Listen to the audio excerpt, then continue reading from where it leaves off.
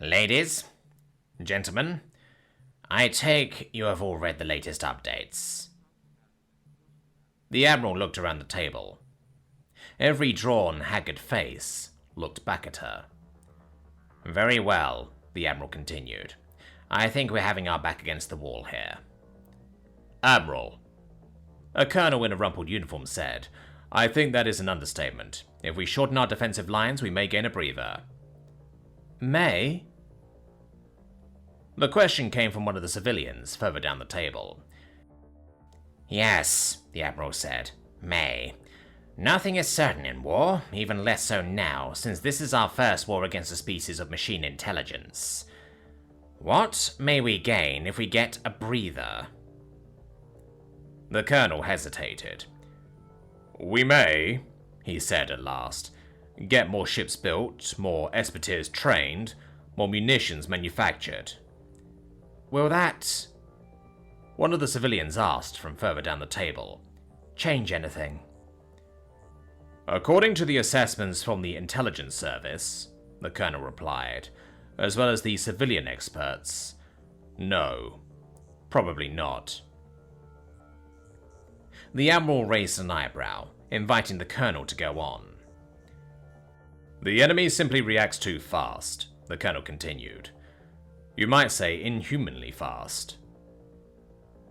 No one laughed at the poor joke. They exchange information almost instantly. They process information almost immediately. They adapt to what we do as soon as we do it. What one knows, they will all know in a short time. Can we, another of the civilians asked, stop them? Technically, the Admiral replied after a few seconds.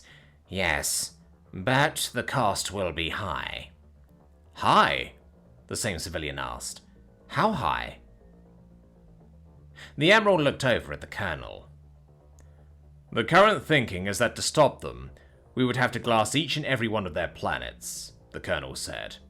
And the intelligence assessment is that they will react in kind immediately. Plus the whole Geneva Convention violation thing it would be. To make that clear, the Admiral filled in, we can stop them, at the cost of our own continued existence. Silence descended over the table. Then, what options do we have? One of the civilians asked at last. Fight to the death or surrender? Both of those would be a political decision, the Admiral pointed out.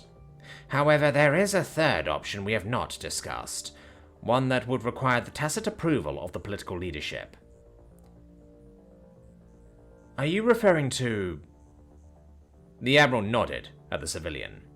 Colonel, she said, give our civilian friends a quick overview. Certainly, the Colonel said, as he glanced down at his datapad. Currently, we have a regiment of specially trained Espeteers, fully checked out and equipped with stealth suits. Current projection gives them an 87% chance of reaching various key enemy leader units, and due to how they do their physical security, once in the vicinity of leader units, they will most likely be free to operate.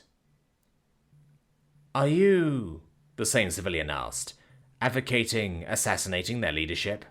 No, the Colonel replied.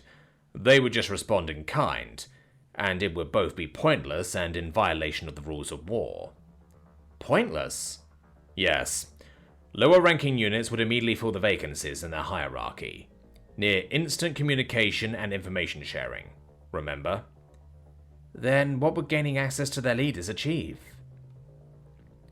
The Colonel looked at the Admiral. This information will not leave this room, the Admiral said as she eyed the civilians. But based on the recommendations of the intelligence service, as well as several independent experts on artificial intelligence, we want to talk to them. Talk? The civilian looked agitated.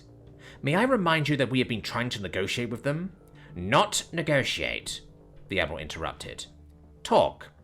Talk about things. Colonel? The 56th Espeteer Regiment has trained for and is fully qualified for special operations, stealth operations, computer hacking, combat coding, and psychology. Psychology? The civilians looked baffled. Yes, the Admiral said, looking slightly smug. Psychology.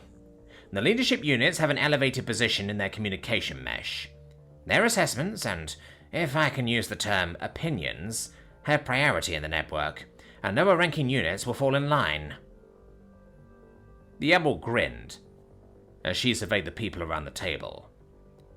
So we want to talk to them about two things, the Admiral said.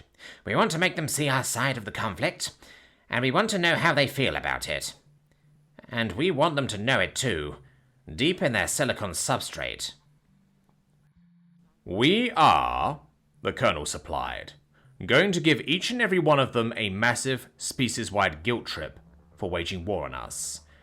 And, if necessary, we will hard-code that guilt into them, for now and forever.